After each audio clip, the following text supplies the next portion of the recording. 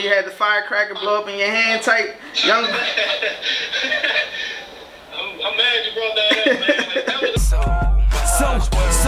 much work for y'all. I know this economic depression hurting y'all, but I got so much work for y'all. What's good in the hood? This is For the Thrill Podcast, episode 11, and I am Thrills, and I'm sitting here with my cousin, my family, Eli of E&C General Contracting. Eli, show some love to the audience. Tell them what's up. Tell them who you are and what you about. what's good. I own my own business, E&C General Contracting Services.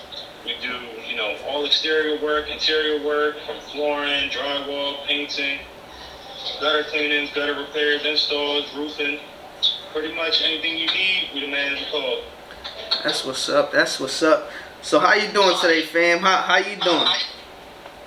I'm good. Just trying to, stay above water. That's it. Just living life and trying my best to keep my business afloat. Definitely surviving during this pandemic. It's crazy. We can't even sit there and go up to anybody's house without a mask. Half the time, we don't even see the clients anymore. We send pictures of the work we do. And they pay us straight directly through the internet. Oh, wow. All electronic. Wow. They don't even be up close no more. No more handing you the cash, huh? Nah. Everything is documented, man. Everything is documented. That paper trail. Dollar cent. But how's it been since, like, last year compared to this year? Compared to this year, it's been crazy as hell. Last year, we had a lot more capability of saying they're landing jobs, because when you make a personal connection with the client itself, it makes everything a lot better. So, like, if I'm meeting you for the first time, pretty much, you meet me, you see my face, you see that I'm well structured, standing up straight, very articulate, very vocal with my words. It's different than when you're doing it over the phone. When you're doing it over the phone, you constantly have to sit there and explain things more thoroughly. Right. Even send pictures of what you're talking about to them in order for them to understand what you're trying to tell them that they need done. Right. So an example as a roof repair, just putting some shingles down. You tell them, hey, you need a couple shingles down. They're going to ask you, okay, which way and how are you going to do this? So you got to be, like, specific. Like, so this is how I do this, and this is how I've done it. Let me send you some pictures. Like, in person, what you usually do, you show them, like, a tablet of your work, or, like, you send them, like, in person, how would you show them your work? Through your phone, or? Normally, it's all through my phone. Mm-hmm. Like, I don't use nothing else but it, really. Mm-hmm. That's where my schedule is. That's where all my pictures are. That's even how I talk to my clients. Like I said, again, like, everything is just done by my phone majority of the time. So, like, if they're asking me how you're going to do this, or do you have pictures of this, normally I have thousands and thousands of pictures. Some of them are not even posted on our site. So I just directly send it over to them, ask them to review it. Normally they'll look at it, see if there's any imperfections or flaws. Normally all the work we do is phenomenal, so at the time they're like, oh, it's different, it's been an improvement on my house. Like, I think we did a roof repair just yesterday, and as I was doing the roof repair, they needed a section of about maybe 8x8 section removed, and plywood removed out of that section. Mm-hmm. So everybody knows a piece of plywood is about 8 feet. So when you have to sit there and cut 2 sections of plywood out of the roof, it's a pain in the ass. But normally we take the before picture, send it right to them. That's what it is. Before we get into it, man. I heard that you a busy man doing big things. You're a hard man to get in contact with, they say. And it's just, everybody's trying to hit me up all the time, and they sit there and be like, oh, you want to ghost, you're not saying hi, you're not talking to anybody. The only thing I can rebuttal is just, I'm very busy. And 95% of the time, I literally am busy. Like, you think about it, my day normally goes, I wake up at 8:30, leave to work by 9 a.m. I get to my first house by 9:30. By after that, it's just constantly going and going. I barely take a lunch break. I barely be on my phone. Normally, my phone is only used for GPS half the damn time. I'm sitting there sending over pictures. Right. But after work is done, my man, it's like already 5, 6 o'clock. Then it's just family time. Right. And honestly, who really wants to come out of work and just be hitting up just random people being like, yo, what's up, how you doing? Not me. You on your grown man-ish. My family. Yeah, you on your grown man-ish. I mean, I seen you evolved since we was younger, man. That's like we grew up together, and we've been through a lot. We've been through ups, been through downs. I remember when you had the firecracker blow up in your hand type young. I'm mad you brought that up, man. Like, that was actually, I don't even know what possessed me to even hold that in my hand and watch the flame go all the way to the bottom. Like, what the hell was I thinking in my head? You thought you was invincible. I thought I was godlike for a second. How old were you then? What happened? How old were you around then? I think that was right around like 6. Dang, that's crazy. That's when we found the firecrackers in the house, and then we found the what was it that? It was actually a cherry bomb. It wasn't even a regular firecracker. It was a cherry bomb. Yeah, that was the bigger one. Wild boy. I forgot, and I'm pretty sure somebody told me to grab the firecracker and light it. But I know as soon as I lit it, I saw you, Carlos, and Joey running. See, I think Saf was there because Saf's the one that brought it up to me the other day. We was talking about it because I said I was gonna have you on the podcast, and we ended up bringing that up. I'm like, yo, memory lane right there. Oh my God. If we're talking about North Camden, there's memories for days there. We used to sit there and play WWE without the bed. Oh man. Oh yo, we used to hit the rock bottom on the bed springs, all metal. We used to wild out. We had marks all over our body and just. You got the bed spring marks. Yeah. Me, you, and Joey. Yeah, man. That is crazy. That is just thinking about that, man. I haven't thought about that in so long. But nah, man, that's good though. I like to see where you're going with your business and everything, and how you came a long way, man. So what made you get into contracting? What pushed you? You know, it's funny you ask that because what really made me get into it, honestly, in the beginning, was the money at first. At first, it was the money. I was like, damn. I was working with a couple different contractors at the time. One in particular for this one guy. It was a real pain in the ass, but I can say that he taught me, pretty much damn near everything I know. That's what's up. But I kept seeing how much money he was bringing in, and I got closer to him and just started watching everything and what he was doing, and it was just like, I was like, damn, like this is crazy, like how much money he's bringing in.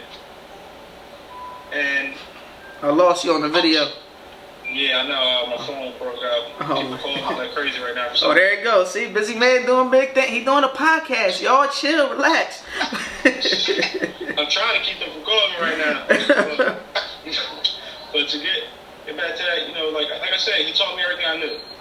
Like, I watched everything that he did. I got closer to him. I eventually started learning the books with him as well. Like, he even showed me his books, which, most owners aren't going to sit there and pull out their book and be like, oh, this is what we make. Right. Per month.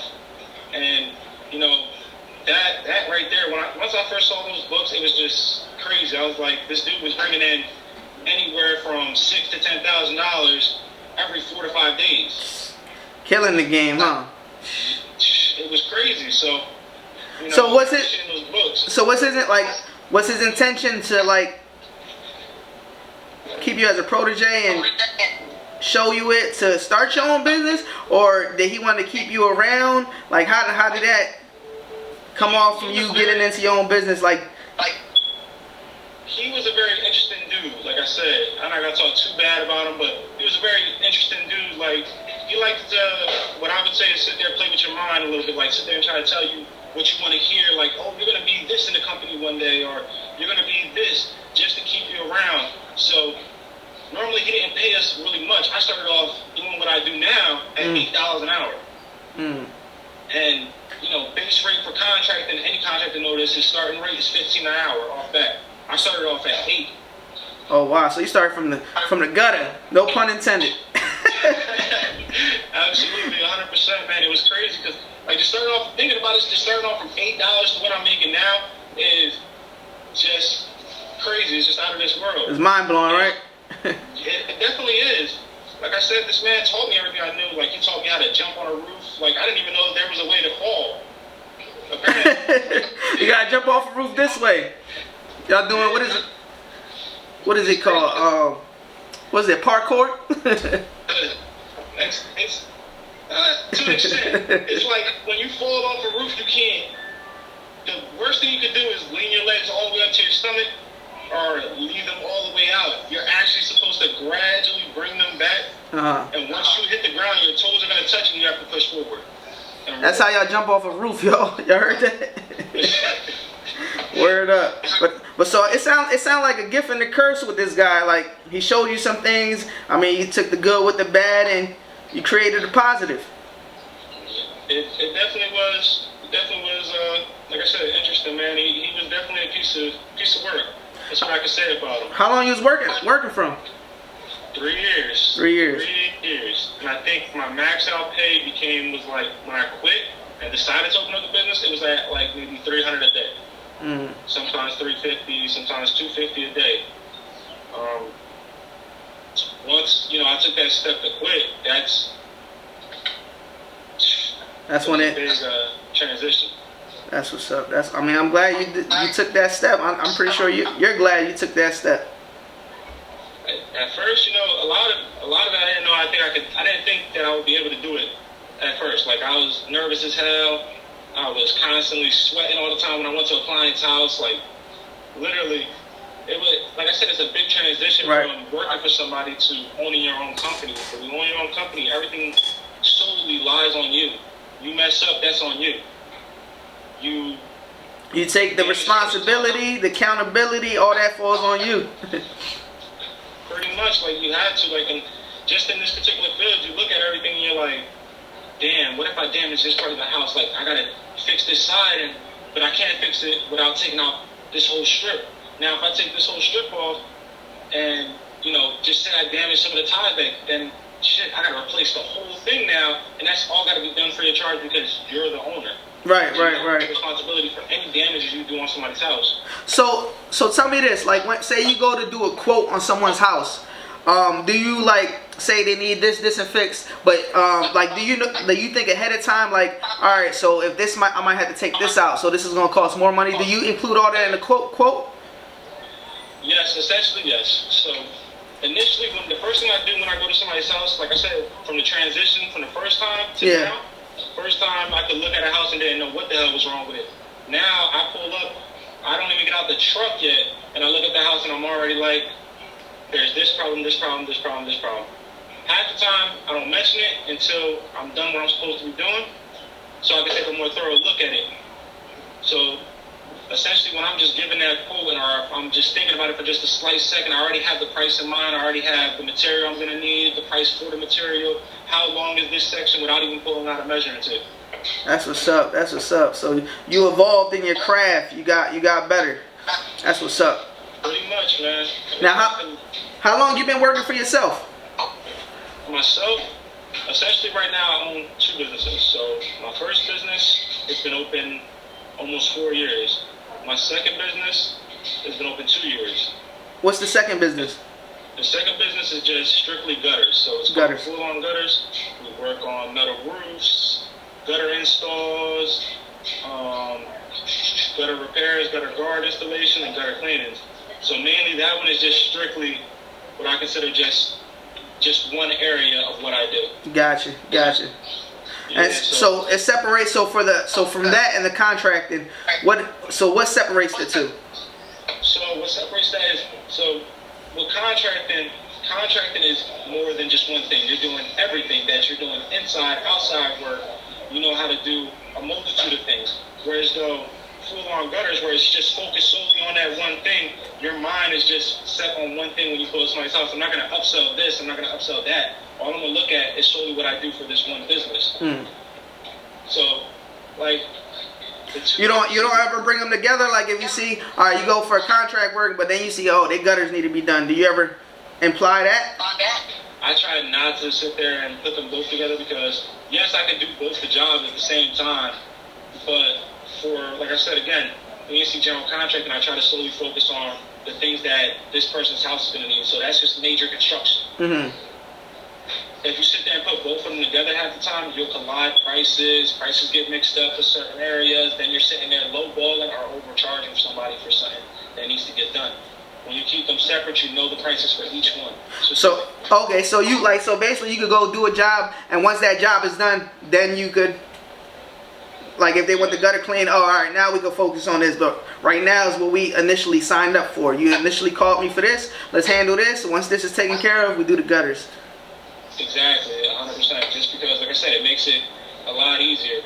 Like I said, gutter cleaning to, me fixing somebody's floor, the prices are way too different. It's really, from the gutter cleaning, you're looking at like maybe $100, $150 for me to just come and clean the gutters. Now, for the flooring, you're looking at like maybe $3,000, $4,000. You don't want those prices mixed up together realistically, because then at some point you're going to become confused. What is that? You say you become confused when you put the two together? With the pricing, yeah. So you become confused with the pricing, and you're like, damn, I'm about to mix these two up. Once you mix them up, and then you look at the price, because normally people, what they're looking for is a deal. Right. Right. Well, yeah. Especially nowadays, right? Especially now with the everything going on, the COVID. And do you offer like deals and stuff, or any type of? Offer what? I'm sorry. Any type of deals? A majority of the time, yes. Normally, one time throughout the day, we try to do charity work for somebody. Oh, yeah? Yeah. Oh, that's what's up. Yeah, we look at the clients' houses, look at the cars. We talk to them sometimes. Like I said, with COVID going on, it made it a little bit difficult, but there is some occasionally people that want to talk to you face to face, where they have their mask on, you're standing 6 feet away, following the social distancing laws. We'll sit there and build a real personal connection with the client in order to sit there and see what their lifestyle is and just observe how they are naturally. That's what's up, though. You say you do charity work. That's really dope. I don't think I heard a contractor to be doing charity work. That's a blessing, man. As much as you're getting back, you might as well give back to the people that are helping you. That's what's up. That's what's up. Yeah, normally, like I said, when we do the charity work, it's for like sometimes up to $2,000-$3,000 worth of work that gets done free of charge by us. Oh, wow. We pay for materials, we sit there and come out, pay for the labor, all the guys get paid through me, whoever comes in. So, because I know you've been saying we, so how many people you have working for you? Right now, I have one partner. Mm-hmm. I have a bunch of partnering companies. As far as employees go, I have at least 4. Okay, so when you say partner, are they partnering with your business, or they affiliated, or how does that work? Pretty much how that works is they're morally affiliated with anything. So, like, one of the companies I work with, they work solely on insurance roofing. Mm-hmm. Now, if I have somebody who's missing shingles on their roof, I recommend him out. Oh, okay. So they're basically partnering companies. If I'm doing a job at a house and I need them to come by, I call them up and I'm like, hey, I need you to come and do this job right here. I can't do it physically. So. And then do they do it vice versa? Sometimes they'll call you like, hey, I got a job, and oh, that's dope. Businesses working together. That's dope. That's how it should be. Like I said, in this field, you have to build connections. General contracting is, it's not an easy field to get into just because everybody can do it. Anybody in this world can go out there and fix something minute or something big. At the end of the day, general contracting, you can learn with ease. That's what's up. You got to build those connections with these other businesses. Once you build those connections, that's how your business expands. So, let them know where they can find you at on Facebook, or how they can get in contact with you if they want that type of work done. Well, they can look me up on Facebook at E&C General Contracting Services. And when you type it in, it'll pop up the little card. When you see the card, click onto the page, you'll see that we have multiple great reviews, a multitude of pictures of work that we've done before and afters. That's all you have to do is really look us up there, and we pop right up immediately. We're the only company in this county that has that name. And for the other business, how can they look up the other business? Same thing, you'll just type in Full On Gutters. Full On? Show a picture of before and after. That's Full On? Fullon? Full On Gutters? On Gutters. And they can search you through Facebook? Yes, sir. That's what's up. That's what's up. And you said you've been doing that business for 2 years now, right? Yep. 2 years. Which one you like better out of the two businesses? If I would say which one I enjoy doing more, technically it would be full-on gutters. Full-on gutters? Yeah, just because when I go out to do a gutter cleaning, I'm on a roof, I have my harness on, grab our blower, we start blowing everything out, clean up everything. It's real simple and easy. Whereas the contractor, man, It's a little more stressful? a lot more stressful. Have you ever ripped up somebody's floor and seen what was under it, man? Yeah, I've done some contracting with some family members back in the day. Like I said, between the two, I'd rather go to full-on gutters. I can do gutter work all day long and not even break a sweat. And whereas though contracting, I'm telling you, I'm ripping out people's floors, walls. Sometimes we're doing a whole roof. And it's more of an irritation. You got to make sure you're on top of your guys. The job got to get done on a certain time. It has to be really fast when you're actually doing home improvement. And like when you go do these home improvements and when you do these quotes, is there a certain time limit you tell them you're gonna get done by, or is there a time limit that they expect you to get done by? A majority of the time they have their own expectation of time, but we try to be really thorough and let them know, like, listen, it could take 2 to 4 days sometimes, or 3 to 5 days, depending on if we're doing interior or exterior. If we're doing exterior, obviously the weather, plays a big factor in that. So Right. we try to be as openly as possible with clients, because at the end of the day, you don't want a misunderstanding. A misunderstanding is going to cause problems for your business. Right. So essentially, most jobs we try to get done, like bigger jobs, within 2 days. Whereas though some of the smaller projects, like say if we're painting an entire house, we try to get that done in 1 day as quickly as possible, but still make sure that the quality of work is done correctly. So, like, say you had to paint a whole house. How many guys you usually get for something like that? To paint a whole house, I would need probably me and 2 other guys. And what, morning to night, knock it out? Yep.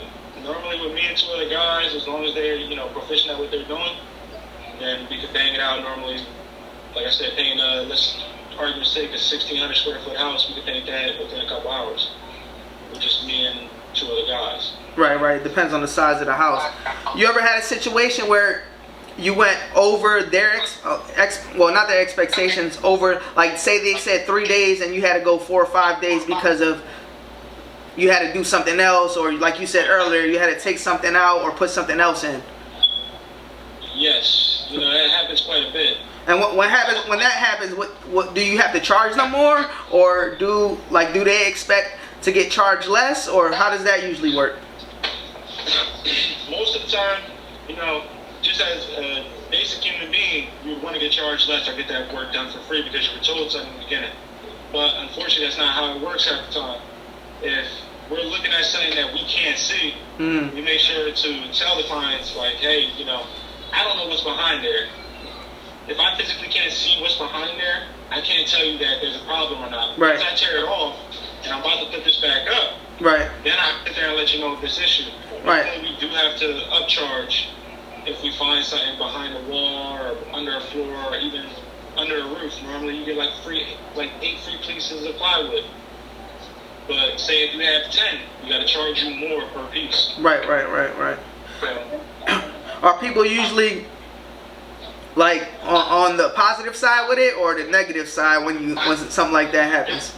It depends on the client, to be honest. Like, a majority of people, frown upon it. So they get very frustrated or irritable, like, oh, well, I don't believe I should be charged that much. I don't believe that, I want to pay for that. I was like, well, if you don't pay for that, I have to stop the project, unfortunately, because I don't do repairs like that.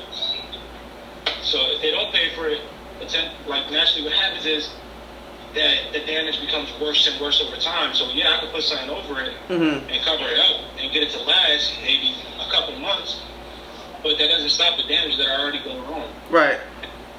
I'm not going to sit there and hold myself liable for something that I already told you. Right. So normally in situations like that, if we have to stop the project right then and there because they don't want to pay more, unfortunately we just have to. You don't want to be held liable for any damage that occurred, because once you do that repair, you're held accountable for everything. Right. Business is business and fair is fair, right? Exactly. So, you know, we have a lot of clients that are very cheap and don't want to pay the extra money. But again, like I said, we do a lot of charity work at the time, so we try to make sure that we accommodate for everybody, especially if they're having a struggling time right now, especially with COVID going on. You know, a lot of people are out of work, and a lot of people can't collect unemployment. Some people are just, you know, spending their savings that they have left to get their house fixed up so they don't have any more damages. So we try to accommodate as best as we can for that. Well, that's definitely good that you're doing stuff like that, man. Especially doing a charity and helping people out during this COVID situation. And I know you got your businesses. I know you put a post about your girls, your wife starting a business, right? Yeah, it's very exciting, man. Like, she decided. What she got going on? You know, she decided to open up a business, you know, selling lashes right now. Obviously, there's going to be more to come with it, but right now it's just, you know, the lashes. You know, she's been doing makeup for years, and I've watched her do her own makeup, and it's just crazy. You seen her evolve? Yeah, it's like she can evolve her face to be whatever she wants it to be. That's dope. So it's just crazy what she can do, and you know, a lot of people won't think like, oh wow, lashes, but to a female, you know, to a woman's perspective, lashes mean a lot. Oh yeah, I know about that. I see that all over Facebook, social media. You gotta admit, like, you see a girl with no eyelashes, are you really gonna look at it and say her eyes are pretty? I'm just saying. Right. I account for a lot, and especially, you know, with her and what she's doing, it's just amazing. I'm ecstatic and just proud of my wife, man. Like, it's just crazy. She already created her website. It's called thelashplug.com. Thelashplug.com. Check it out, y'all. You ladies. I mean, guys too, if y'all into that stuff. But what happened? I was saying the ladies, but the guys, if they're into it too, they could go buy some products. Oh, obviously, man. You know, there's gay guys out there. They want the lashes done this too. 2020. Exactly. They want to feel pretty too, I guess. I don't know exactly. Yeah, but I mean, whatever post they put, you feel me? But yeah, man, I could tell that you excited, and because as soon as I brought it up, you seem very proud of her. Like you glowed up, man. You're glowing.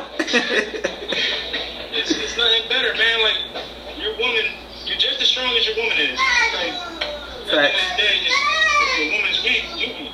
Facts. Y'all got each other back. That's what's up. That's definitely what's up. Does she have any social medias for the business yet? She does have social medias. There's the Lash Plug on Instagram and Facebook. Cool. So you type it in, you'll see it. Soon to come, and a couple more lashes are going up right now. She got 2 videos out. That's what's up. It's crazy, man. That's what's up. Make sure y'all check out them websites. Definitely come check it out. Oh yeah, this right here for the ladies. This is called that bad attitude. Oh look, he got the prop ready. That bad attitude prop. Oh, this is actually my sister-in-law. You know, she just got her lashes done today. I like to show the people what the lashes look like on the ladies. Let's see what it's looking like. It looks like this. Okay. Bring it. Wait, you're a little bit out of the. There you go. Y'all see the lashes? Okay. Look at her, fly as hell. There you go.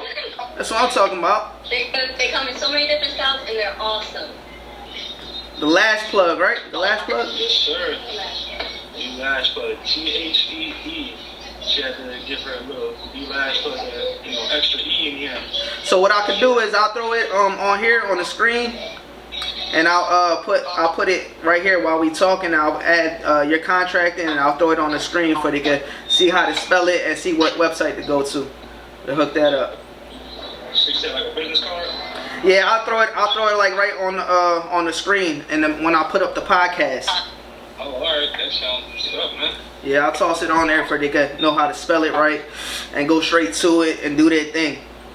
That's what it is though. So what's your thrill, and if you have more than one thrill, you can say it. Like I said, my thrill, heights. Heights. I love heights, man. Like just being on a 3-story roof, looking down. It's a thrill.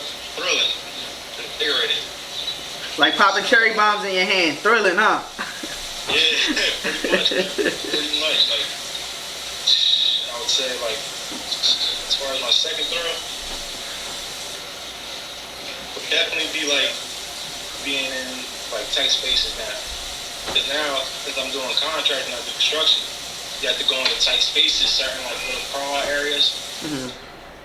They like the flooring sometimes they're like the crawl space, you gotta get under there and go under and start ripping stuff out. It's just like the not knowing part. Like now I used to be scared of that, now it's just like an excitement to me. So basically you overcame your fears and they gave you an adrenaline rush now. So what you was kind of afraid of before is now you conquered it basically. Pretty much. Like that's definitely one of the things. Like used to be scared of a lot of things, now I'm just like it is what it is, right?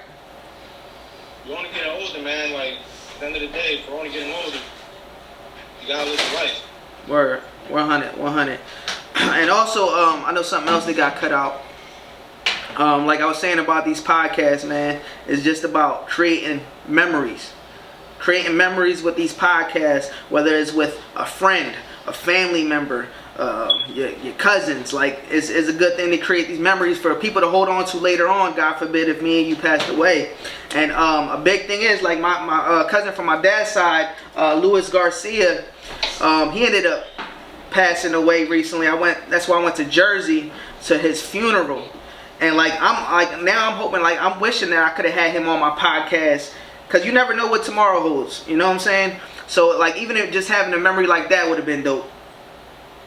Yeah. But it's a lot of people dying now, man, especially with the virus going around. Yeah, it's a lot of man. When I be on Facebook, I see a lot of death through my timeline. People say rest in peace, rest in peace, rest. I'm like, it was crazy.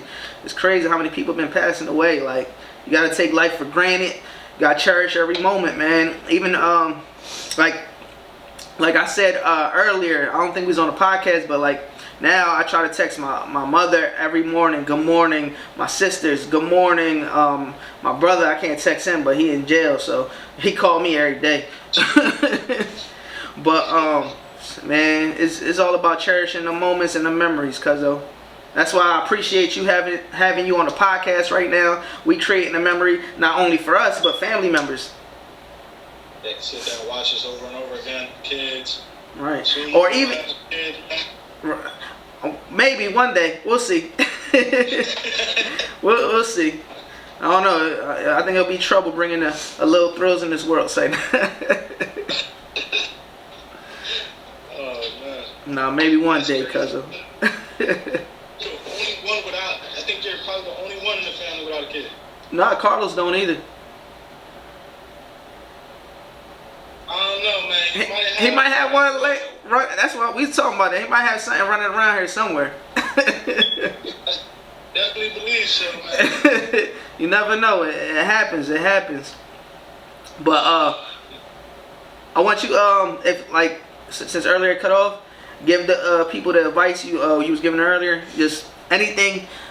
It was about people chasing their dreams. Anything you could give to them about them chasing their dreams or going for a business or starting something that they're scared to do, and any advice you got on that, just let it go. Give it to them. The best thing I can say for anybody is, just jump right into it. Don't be afraid, because at the end of the day, you can't spend your life just waiting for miracles to happen. You got to go out there and chase it, and really manifest it.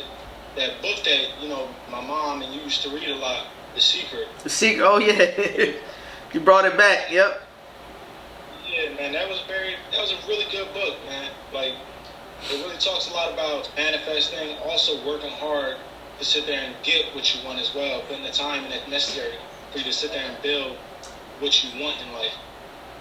But a big part of that is the manifesting part. Is seeing it in your head, constantly visualizing it. Like, who was it? I believe it was Jim Carrey, if I'm not mistaken, that carried around like a $2 million check. Oh yeah, Jim Carrey. Yep, I'm familiar with that story. Yes, sir. And then boom. The first check he ever got was for $2 million. Word. So, just manifesting that in your head, really bringing it to life. really is a big, big thing. Like, people have to stop being scared and actually go out there and chase their dreams. Make it happen, y'all. Word. Exactly. Like, see, I be looking, I don't know if you remember, but I always used to write in journals for a long time, like forever. But when I look back at my old journals, I see a lot of stuff in my life that's been manifested, and I'm like, wow, that's crazy. It's like magic shit. Yeah, I look back like, wow, I said I was gonna do this, or I said I was gonna be this, or I said I was gonna do that, and it actually came to perspective. I'm like, wow, it's crazy. It came a long way. That's the big part of manifesting, is just seeing it, writing it down, looking at it every day, and going out there and doing what you have to do to make it happen. Yeah, that's a big thing. Don't just look at it. You gotta actually put in the work. Exactly. People think it's gonna be the magic lamp. It's not the magic lamp. Rub the lamp and abracadabra. You gotta put in that hard work that you want to do. Amen to that. Like, it just had to. Like, if you're not putting in that work, you're not gonna get anywhere. You're just gonna be looking at a dead dream right there in front of you. That's really it. Word. Like I said, man, the best thing I can give advice to the people is, really just go out there and do what you have to do. Don't be scared. Don't sit there and wait around for a miracle to happen. Make Right. your own miracles happen. Word. And, thanks again for reaching out to my mom, your auntie. For those you don't know, she's going through COVID right now, but she fighting. She a strong woman. She work out every day, hike every day. She fighting there like a trooper. So thanks for everybody that showed love to her. I appreciate it.